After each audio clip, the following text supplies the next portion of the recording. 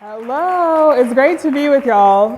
This is a shorter panel, so I'm going to get straight to it. I am a sister of the Holy Family of Nazareth, but I'm not going to talk a lot personally about myself because those of you who are here, you want to hear about consecrated life, so we're going to talk about consecrated life. And when I was thinking like what to share, my mind automatically went, because for many, consecrated life includes communal living, community life. For many, not all. And so when I reflect on consecrated life, it's one of the key things that comes to mind, sort of like its pillars. We have the vows, and then for some, we also have this common life. And so my mind went to yesterday morning. My sister, who's here with me, Sister Emanuela, who I know many of you have met, we were coming here in an Uber. It was raining. The presentation earlier about the styles, I live on the right side of that chart. That's my jam all day, every day. And so I can be a little extra. And so, since it was raining, I was like, let's drop you off where you need to be with the Uber, and then I'll drop off where I need to be with the Uber. And so Sister needed to tell him where she was going to be. But I felt like she wasn't being loud enough or assertive enough. And so I was like, you need to be louder. He can't hear you. And then later on, when I was reflecting, it dawned on me that he probably couldn't hear her because of me, right? Like if I wasn't, this is community life, right? And I mean, I'm open to myself being the reason that he couldn't hear her. The jury's still out. So consecrated life. I remember once I was sitting before a group very similar to you. It was of young Catholic professionals. And a young woman asked me, she could tell she was a very pious woman, like piety was a gift of hers that she brought to the table. And so she said with this great, beautiful piety, she said, Sister, what is consecrated life? Like, what is celibacy for the kingdom like? And I looked at her, and again, because I'm on the right side of that chart, the first thing I thought popped out of my mind, and I looked at her and I said, it is wild, right? And her face was like, where is this conversation going? So I was like, I'm gonna have to clarify that. And when I clarify it, I think of a quote that I love from Pope Francis's Joy of the Gospel. It's number 22. And it says, God's word is unpredictable in its power. The gospel speaks of a seed which once sown, it grows by itself, even as the farmer sleeps. The church has to accept this unruly freedom of the word, which accomplishes what it wills in ways that surpass our calculations and ways of thinking.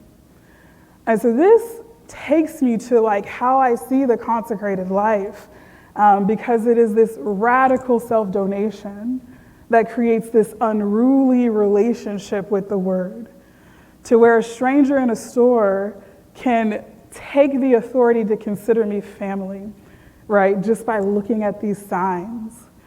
And where we're so radical to say that women who would have otherwise been strangers are now my family and we share a life.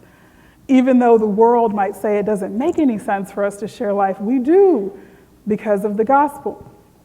And so it's this unruly wildness that doesn't just say something for women who are called to consecrated life, it also says something for the world. And so it speaks into us who are called and also speaks a truth into the world, right? That prophecy that you learned about in your discussion on charisms. And so I love that this conversation is on the day where we celebrate the Immaculate Heart of Mary. And that aspect of her identity where she pondered things.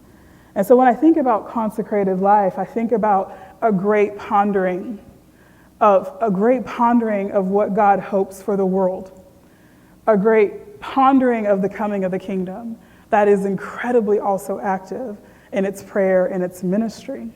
But at the same time, I'm not the grower. It's unruly, and I participate in this unruliness. And consecrated life is, I think, the height of the unruliness in a way, in the sense that we become family with people who otherwise would not have been. The last thing I'll share with you is just a thought on Mary. I'm a convert, I grew up Baptist, and so I politely ignored her for several years, because that's how Southern people do, right? If we don't like you, we just don't even act like we see you. And so I politely ignored her for several years, and I would look at images and I would look at statues, and I just couldn't find there someone I felt like could speak to me about my life. And then I encountered her as the spouse of the Spirit, and encountered this quote from St. Augustine that basically makes the point that the Blessed Virgin still labors today until each and every one of us is born into eternity. And so we're all kind of cramped up there in her womb and in her heart as she hopes for what God hopes for each one of us. And so as consecrated women, I hope that we can more and more take on that life of Mary. And so she got me, and she got me strong. So when it came time for me to make my final vows and select a mystery, we add a mystery to our name. In November 21st of last year, I became Sister Mary Josephine of the espoused mother of our Eucharistic King.